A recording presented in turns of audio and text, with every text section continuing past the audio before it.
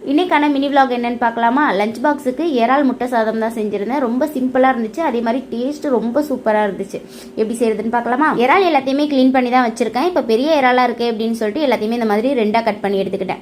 நீங்கள் சின்ன இறால் கூட சேர்த்து செய்யலாம், சூப்பராக இருக்கும். இப்போ ஒரு கடாயில் கொஞ்சமாக ஆயில் சேர்த்துட்டு ஒரு அரை ஸ்பூன் கடுகு சேர்த்து நல்லா பொரிஞ்சதுக்கப்புறம் 2 பெரிய சைஸ் வெங்காயத்தை சேர்த்து நல்லா வதக்கி விட்டுக்கோங்க. வெங்காயம் ஓரளவு வதங்கினதுக்கப்புறம் இப்போ 2 கொத்து கருவேப்பிலையை சேர்த்துக்கலாம். சைடில் அப்படியே தோசையுமே ஊற்ற ஆரம்பிச்சிட்டேன். தேங்காய் சட்னி வச்சு தோசை சுட்டு பசங்களுக்கு டிஃபனுக்கு கொடுத்துடலாம் அப்படின்ட்டு. ட்ரை ஃப்ரூட்ஸ் ஊற வைக்க மறந்துட்டேன். சரி ஓகே, இன்னைக்கு தோசை சட்னி வச்சே கொடுத்துடலாம் அப்படின்னு சொல்லிட்டு அதையுமே ஒரு பக்கம் ரெடி பண்ணிட்டு இருக்கேன். இந்த பக்கம் வெங்காயம் எல்லாம் வதங்கினதுக்கு அப்புறம் தக்காளி சேர்த்து நல்லா ஒரு பெரிய சைஸ் தக்காளி சேர்த்து நல்லா வதக்கி விட்டுக்கோங்க. 1 ஸ்பூன் இஞ்சி பூண்டு பேஸ்ட் சேர்த்துக்கோங்க.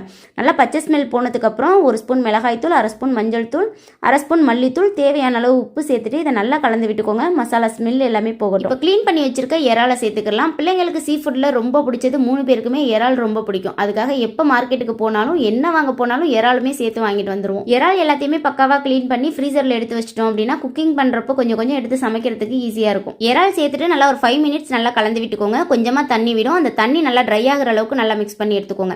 அதுக்கப்புறம் இதில் 3 முட்டை சேர்த்துக்கிறேன். 3 முட்டையை நல்லா கலந்து விட்டு ஒரு 80% நல்லா குக் ஆகிற அளவுக்கு நல்லா கலந்து விட்டுக்கோங்க. இந்த அளவுக்கு நல்லா கலந்து விட்டதுக்கப்புறம் 1.5 ஸ்பூன் மிளகுத்தூள், தேவையான அளவு உப்பு சேர்த்து இதை நல்லா கலந்து விட்டுக்கோங்க. அதுக்கப்புறம் நம்ம வடிச்சு வச்ச ஒயிட் ரைஸை சேர்த்துக்கலாம். ஒயிட் ரைஸை கொஞ்சம் குழஞ்ச மாதிரி ஆக்கிராம கொஞ்சம் பயிர் போல் எடுத்துக்கோங்க. அப்போ தான் ஒன்னோட ஒன்று ஒட்டாமல் நல்லா சூப்பராக இருக்கும். அவ்வளோதாங்க. நல்லா கலந்து விட்டதுக்கப்புறம் இறால் முட்டை சாதம் சூப்பராக தயாராகிடும். குழந்தைங்களுக்கு பிடிச்ச மாதிரி சூப்பராக இருக்கும். அடிக்கடி பிள்ளைங்களுக்கு நான் இதை தான் லஞ்ச் பாக்ஸுக்கு பேக் பண்ணி கொடுப்பேன். இந்த ரைஸ்க்கு சைட் டிஷ்லாம் எதுவுமே தேவைப்படாது. மெயின் டிஷ்ஷே இதான். அப்படியே லஞ்ச் பாக்ஸையும் பேக் பண்ணி விட்டுட்டு ஸ்நாக்ஸுக்கு கொய்யாவுமே வச்சு விட்டுட்டேன். அவ்வளோதான். வீடியோ பிடிச்சிருக்கும்னு நினைக்கிறேன். பிடிச்சிருந்தா லைக் அண்ட் சப்ஸ்கிரைப் பண்ணிக்கோங்க. தேங்க்யூ ஸோ மச் ஃபார் வாட்சிங்.